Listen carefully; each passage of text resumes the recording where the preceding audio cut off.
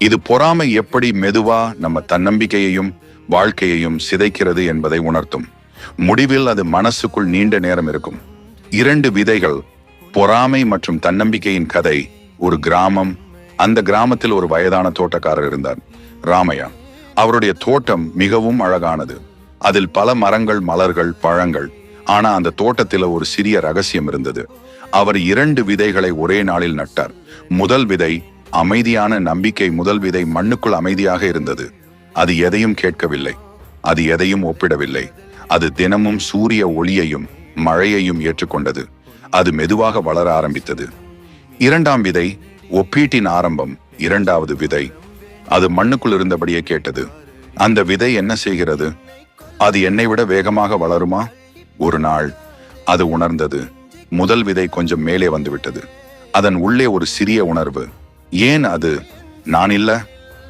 பொறாமையின் முதல் வேர்கள். அந்த எண்ணம் மெதுவாக பொறாமையாக மாறியது. 2வது விதை இப்போ வளர்வதற்கு பதிலாக முதல் விதையை கவனிக்க ஆரம்பித்தது. அது ஏன் இவ்வளவு நேராக இருக்கிறது? அதுக்கு ஏன் அதிக ஒளி கிடைக்குது? அது மண்ணை உடைக்க முயற்சிக்கவில்லை, அது சூரியனை நோக்கி பார்க்கவில்லை. அது மற்றொரு விதையை மட்டும் பார்த்தது. வளர்ச்சியின் வித்தியாசம் நாட்கள் சென்றது. முதல் விதை ஒரு சிறிய செடியாக மாறியது. அது தன்னம்பிக்கையோடு உயர்ந்தது. 2வது விதை இன்னும் மண்ணுக்குள் தான். அது வளரவில்லை. உச்சக்கட்டம். ஒரு நாள் மழை வந்தது. மண் மேனானது. 2வது விதைக்கு ஒரு வாய்ப்பு. இப்போ நான் வளரலாம். ஆனா அது இன்னும் மேலே பார்க்கவில்லை. அது மீண்டும் கேட்டது. அந்த செடி இப்போ எவ்வளவு உயரம்? அந்த ஒரு நொடி அது வளர்வதற்கான சக்தியை இழந்தது. கடைசி நிலை காலம் சென்றது. முதல் விதை ஒரு பெரிய மரமாக மாறியது. அது நிழல் கொடுத்தது, பழங்கள் கொடுத்தது. 2வது விதை மண்ணுக்குள் அழுகி போயிற்று. கடைசி உண்மை. ஒரு நாள் அந்த தோட்டக்காரர் மண்ணை தோண்டினார். அவர் அந்த அழுகிய விதையை பார்த்தார்.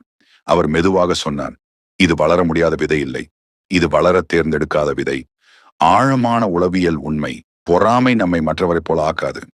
அது நம்மை இருக்க விடாது. ஒப்பீடு ஒரு தீங்கான விஷயம்.